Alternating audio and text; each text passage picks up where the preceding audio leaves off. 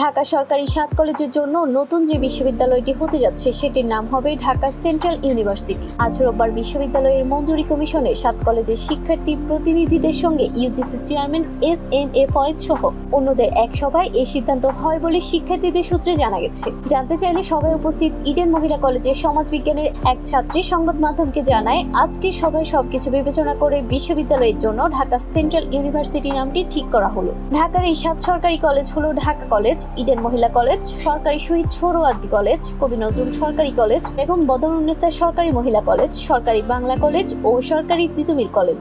এসব কলেজের শিক্ষার্থী প্রায় ২ লাখ, শিক্ষকের সংখ্যা ১,০০০-এরও বেশি। এই কলেজগুলো একসময় জাতীয় বিশ্ববিদ্যালয়ের অধীনে ছিল। ২০১৭ সালের ১৭ই ফেব্রুয়ারি রাজধানীর এই ৭ কলেজকে ঢাকা বিশ্ববিদ্যালয়ের অধিভুক্ত করা হয়েছিল। কিন্তু অধিভুক্ত করার পর থেকে যথাসময়ে পরীক্ষা নেওয়া ও ফল প্রকাশ সহ বিভিন্ন দাবিতে সময়ে সময়ে আন্দোলন করে আসছে এসব কলেজের শিক্ষার্থীরা। ৮ বছরে ক্ষুদ্র সমস্যাগুলো পুঞ্জীভূত হয়ে বড় রূপ নেয়। ৭ কলেজের শিক্ষার্থীদের আন্দোলনের পরিপ্রেক্ষিতে গত জানুয়ারিতে এই ৭ কলেজকে আবারও ঢাকা বিশ্ববিদ্যালয় থেকে আলাদা করার কথা জানায় বিশ্ববিদ্যালয় কর্তৃপক্ষ।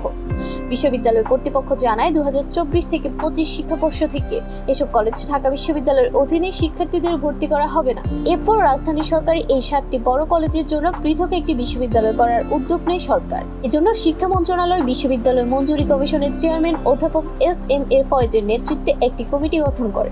জুলাই ৩৬ বিশ্ববিদ্যালয় করার দাবিতে আলোচনা হয়েছিল, পরে আবারও নাম আহ্বান করেছেন। এখন ৭ কলেজের শিক্ষার্থীদের সঙ্গে আলোচনা করে বিশ্ববিদ্যালয়ের নতুন নাম ঠিক করলো এই কমিটি।